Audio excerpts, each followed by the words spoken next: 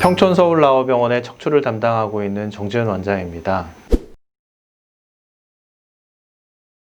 환자분의 경우는 70대 중반에 수술을 하셨던 분이신데요. 원주 주변에서 교통사고가 나셨는데 고속도로에 4중 충돌이 났고 25톤 덤프트럭이 그대로 받으셔서 실제로는 차량에 타고 계셨던 같은 동승자가 모두 사망하는 큰 사고를 당하셨습니다. 안전벨트를 매고 있으셨는데도 불구하고 앞쪽 유리를 깨고 바깥쪽으로 날아가셔서 그 당시의 말씀으로는 한 15m, 20m 정도를 굴러서 떨어진 것으로 기억을 하시거든요. 그 내원 당시의 사진을 보면 12번 척추가 골절이 돼서 부러지고 전이라고 해서 쪼개지면서 옆으로 어긋나셔가지고 완전히 뒤쪽에 있는 요 신경관이 완전히 좁아져 있는 상황이었습니다. 그래서 외상성 골절이 일어나면 압축돼서 부러지거나 뼈가 쪼개져서 뒤로 밀리는 경우가 대부분인데 이 환자의 경우는 쪼개지면서 양쪽으로 벌어져서 신경이 눌리면서 사실은 마비가 있는 상황으로 병원을 오시게 되었어요. 오른쪽 다리는 무릎 아래는 전혀 움직이지 못하는 상태로 내원을 하셔서 정말 수술을 하더라도 결과를 예측하기가 사실은 어려운 경우였고요. 그래서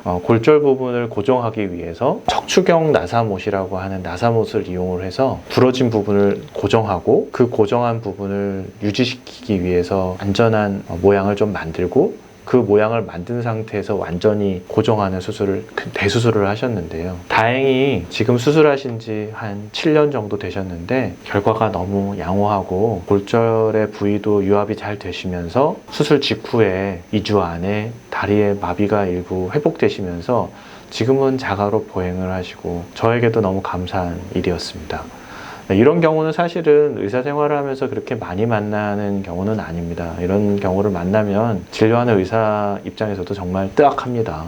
사실은 만나기 쉽지 않고 굳이 만나고 싶지 않은 케이스인데요. 그래도 의사라는 직업을 가지고 있는 사람이라면 어쩔 수 없이 대응을 해야 되고 거기에 적절한 치료를 하기 위해서 최선을 다해야 되는 경우가 있습니다. 여러분들도 외상성 골절이 얼마나 위험하고 허리나 등이나 목에 외상성 골절이 있을 경우에 우리가 움직일 수 있는 팔다리를 마비시킬 수 있기 때문에 그 부분에 대해서 위험성을 좀 더 고민하면서 과격한 운동이나 과격한 스포츠를 즐기실 때는 항상 미리 준비를 열심히 하시고 안전하게 즐길 수 있도록 노력해 주시는 게 필요할 것으로 보입니다.